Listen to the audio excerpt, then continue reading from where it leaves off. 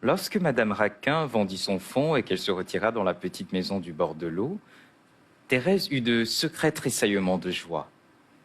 Sa tante lui avait répété si souvent « Ne fais pas de bruit, reste tranquille », qu'elle tenait soigneusement cachées au fond d'elle toutes les fougues de sa nature. Elle possédait un sang-froid suprême, une apparente tranquillité qui cachait des emportements terribles. Elle se croyait toujours dans la chambre de son cousin, auprès d'un enfant moribond. Elle avait des mouvements adoucis, des silences, des placidités, des paroles bégayées de vieille femme.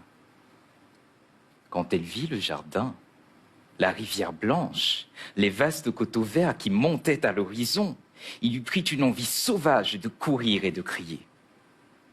Elle sentit son cœur qui frappait de grands coups dans sa poitrine, mais pas un muscle de son visage ne bougea.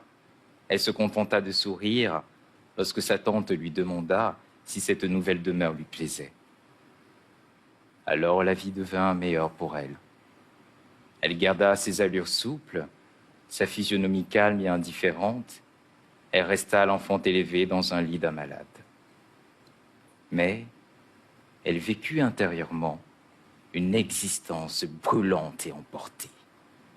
Quand elle était seule, dans l'herbe, au bord de l'eau, les yeux noirs et agrandis, le corps tordu, près de bondir, elle restait là, pendant des heures, ne pensant à rien, mordue par le soleil, heureuse d'enfoncer ses doigts dans la terre. Elle faisait des rêves fous. Elle regardait avec défi la rivière qui grondait. Elle s'imaginait que l'eau allait se jeter sur elle pour l'attaquer. Alors elle se raidissait.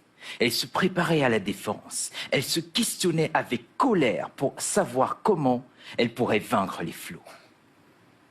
Bravo!